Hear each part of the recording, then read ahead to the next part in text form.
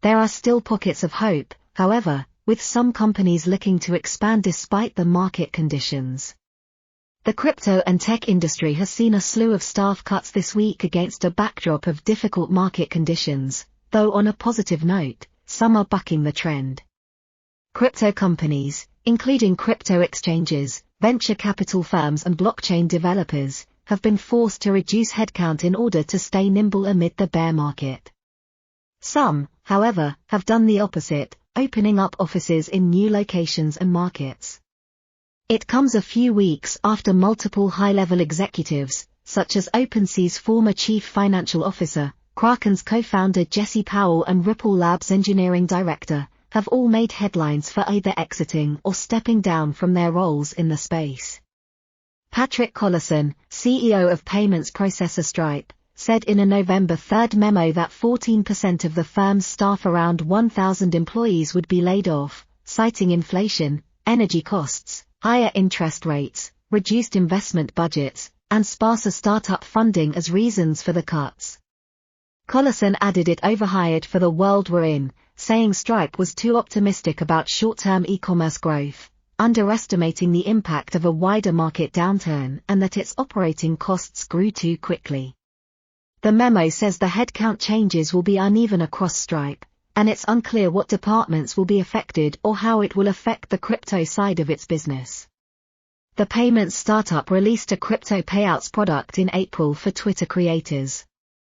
Flow blockchain developer Dapper Labs made the decision on November 2 to cut 22% of its headcount, impacting roughly 130 employees in a memo by founder and CEO Roham Garegazlu.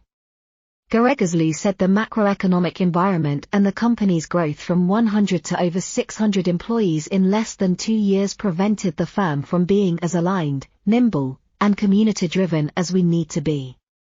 He said Dapper Labs streamlined and focused its product strategy around a more sustainable cost structure and looked at the skills it needed for the future when deciding who to lay off.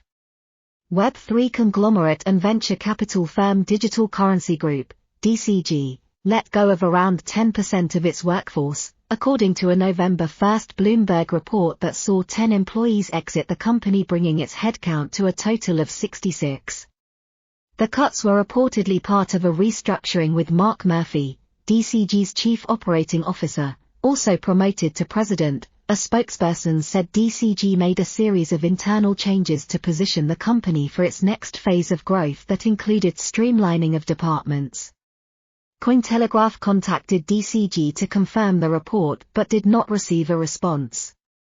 Galaxy Digital, the crypto firm founded by Michael Novogratz, is also looking at a potential staff cut of around 20%, as much as 75 positions, as per a November 1 Bloomberg report that cited sources familiar with the matter.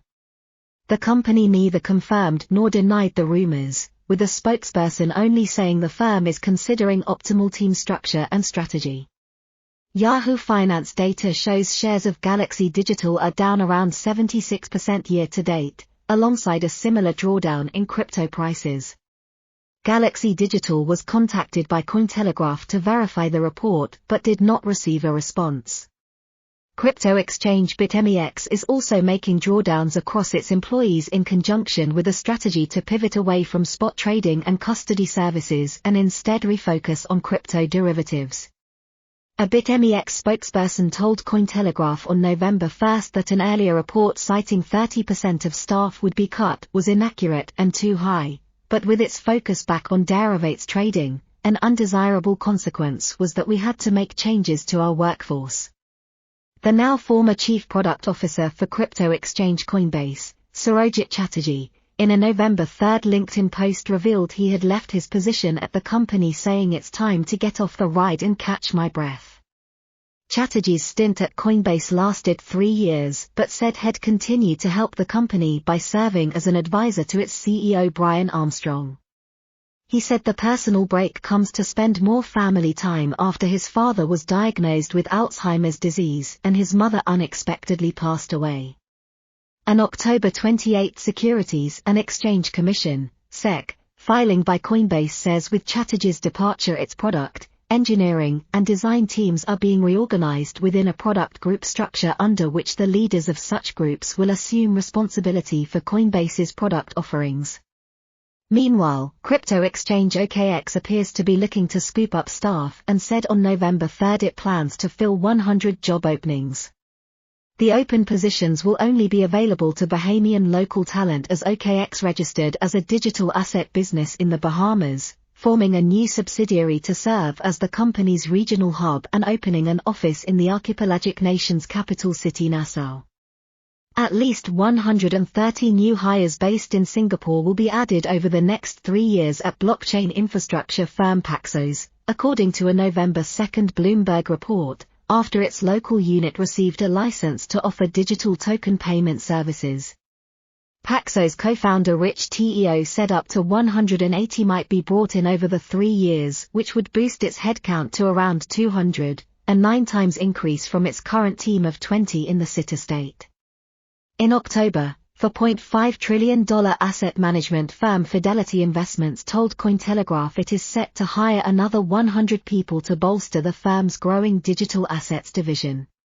Fidelity, in a statement to Cointelegraph, said that the firm was in a unique position to offer exposure to the emerging digital asset sector as its reasons for pushing for more talent to bolster its digital assets arm.